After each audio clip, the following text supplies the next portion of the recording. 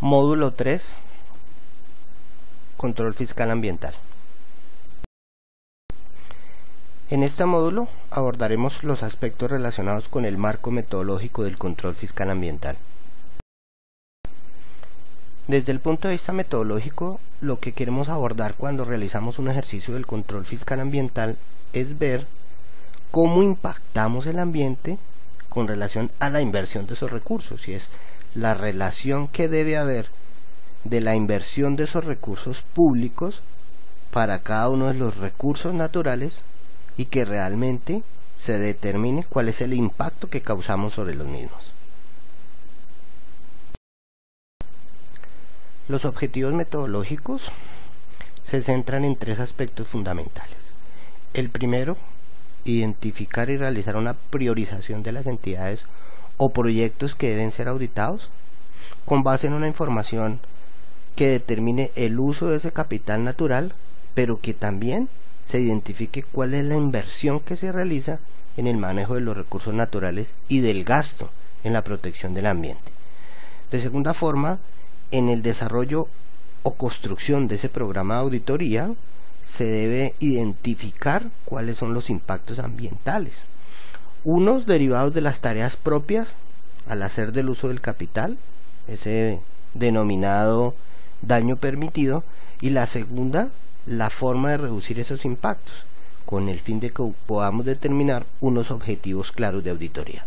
Y finalmente, la aplicación del programa de auditoría a través de poder verificar en campo, ¿sí?, en desarrollo y aplicación y verificación de ese principio de la valoración de los costos ambientales, con un enfoque hacia la evaluación de la gestión, y derivado de los resultados de esa evaluación de la gestión, finalmente podamos cuantificar el valor del detrimento del capital natural del país y por ende hacia el final de esa cadena de valor de evaluación de la gestión en el control fiscal ambiental poder determinar de manera cuantitativa los daños causados a los recursos naturales y el medio ambiente que de alguna forma permitan pensar en el inicio de un proceso de responsabilidad fiscal por daños causados al patrimonio ambiental. Desde el punto de vista metodológico debemos tener en cuenta algunos factores claves. El primero, conocer los recursos naturales ambientales. El segundo, realizar una identificación de las inversiones ambientales de las entidades. El tercero, identificar cuáles son los proyectos que están generando un impacto ambiental. Cuarto, definir los tipos de control fiscal aplicables para ese ejercicio de control fiscal ambiental. Y quinto, tener claro el alcance del principio de la valoración de los costos ambientales. Esto lo que hace es que tengamos unas fases desde el punto de vista de una unidad de análisis, que definamos una ruta crítica, finalmente que determinemos unos resultados esperados y que todos los resultados que se generen de ese proceso de evaluación coadyuve a la elaboración del informe sobre el estado de los recursos naturales y del ambiente. Cuando hacemos referencia a los factores que debemos tener en cuenta desde el punto de vista metodológico para el ejercicio del control fiscal ambiental, pues hablábamos que uno de ellos es lo relacionado con las inversiones ambientales. Y esas inversiones ambientales, que pueden ser directas y cuantificables, son aquellas que buscan de forma indirecta incidir de manera positiva en, uno, el nivel de stock de un recurso natural, es decir, el inventario de ese recurso natural, por ejemplo, la siembra de cierto número de árboles. Dos, en la capacidad de asimilación y de descontaminación de un recurso ambiental, y el ejemplo está cuando construimos una planta de tratamiento de aguas residuales, que ella realmente, ¿sí?, ayuda a que ese recurso natural no se impacte de manera negativa, de manera permanente, sino que ella ayuda a que el impacto se reduzca. Y finalmente, cuando hablamos de los flujos de servicios ambientales de provisión y regulación, y un ejemplo de ello tenemos es la siembra de alevinos, ¿cierto?, en algunas lagunas para asegurar una oferta que va a satisfacer una necesidad. De tal forma que cuando hablamos de inversiones ambientales las podemos clasificar en dos. Las primeras, las inversiones ambientales directas con destinación específica, y 2, las inversiones ambientales directas sin destinación específica. Las inversiones ambientales directas que tienen una destinación específica son aquellas que son obligatorias según la legislación ambiental, y en ellas se establece claramente, 1, el origen de los recursos, y 2, las actividades permitidas para esa inversión. Y aquí tenemos el ejemplo de lo establecido en el artículo 111 de la ley 99, ¿cierto?, que ha sido reglamentado permanentemente, y es lo referente al pago por servicios ambientales, o de otro ejemplo a lo establecido en el artículo 43 de la ley 99 de 1993, cuando hace referencia a la tasa por utilización del agua. Es decir, esa inversión directa tiene 2 condicionantes: el primero, que está definido en la legislación, y 2, que tiene una destinación en esa misma legislación. La segunda clasificación de esas inversiones las encontramos en aquellas que las denominamos directas pero que no tienen destinación específica, y se definen como todas aquellas que son medibles y directas, que se realizan con recursos públicos, pero que no están reglamentadas por una ley o una normatividad en cuanto a su destinación específica. Y eso lo encontramos comúnmente en los presupuestos de las entidades, especialmente en las entidades territoriales, cuando se les define un presupuesto para la gestión ambiental.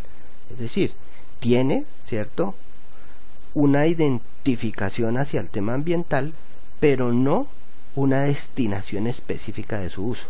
O sea, se puede usar para temas ambientales, pero no está definida finalmente hacia dónde obligatoriamente tiene que hacerse la inversión. Otro factor que se tiene que tener en cuenta desde el punto de vista metodológico es el tipo de control fiscal que debemos aplicar desde el punto de vista ambiental.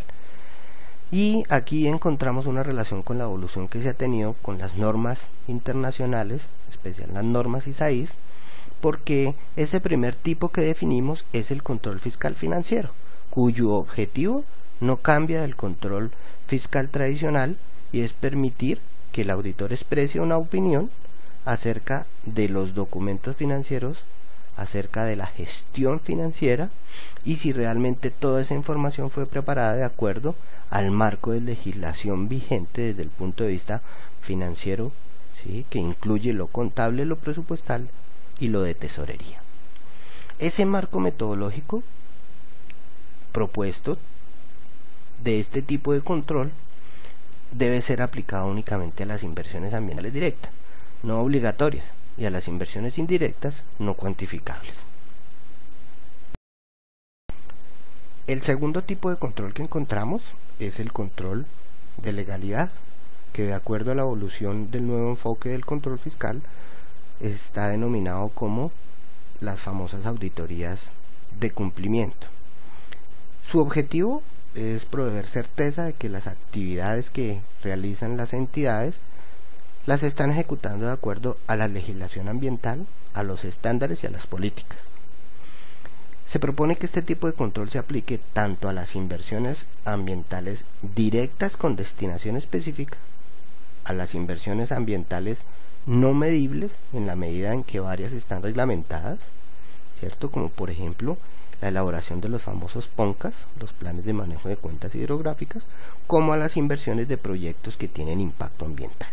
Entonces, el enfoque realmente de este control fiscal de legalidad o de cumplimiento es verificar que en todas las inversiones se esté identificando y evaluando el cumplimiento de la legislación ambiental. El tercer tipo de control fiscal que hemos identificado es el control fiscal de desempeño, o conocido también en las normas internacionales como el control fiscal de resultados, cuyo objetivo y propósito es construir indicadores que permitan concluir sobre aquellos resultados ambientales, y es el impacto que se tiene sobre los mismos, ya bien sea sobre el inventario de ellos o el stock. Segundo, sobre sus servicios ecosistémicos, y que esos indicadores estén contenidos en los informes de auditoría. y que ellos reflejen adecuadamente si el proyecto cumplió los objetivos previstos. Este tipo de control, ¿cierto?, además busca evaluar si esas inversiones ambientales se realizaron de forma económica, eficiente y efectiva. Es decir, que cuando hablamos de incorporar esos indicadores para determinar si se incrementó ese stock de los recursos e indicadores frente al cumplimiento de los objetivos de los proyectos ambientales, estaríamos hablando del principio de la valoración de los costos ambientales, pero también queremos que además de la aplicación y verificación de ese principio de la valoración de los costos ambientales, también hagamos una verificación de los otros principios relacionados con la economía, la eficiencia y la efectividad.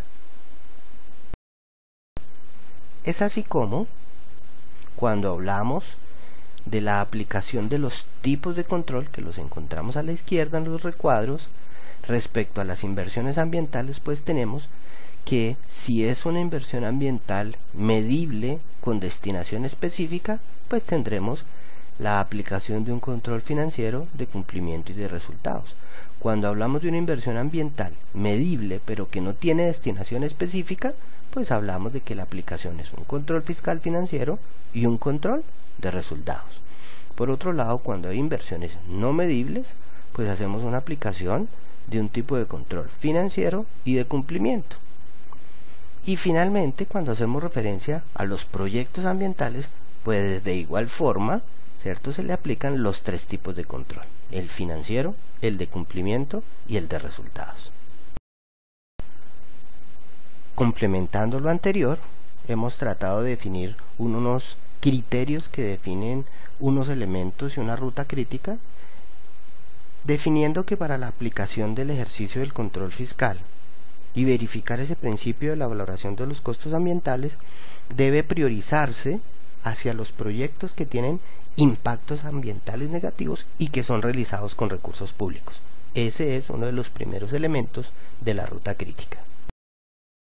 Un segundo aspecto en esa ruta crítica, después de hablar de la aplicación en ese primer criterio de un tipo de control de cumplimiento, pues en esta segunda aspecto o elemento encontramos la aplicación de un control fiscal de resultados.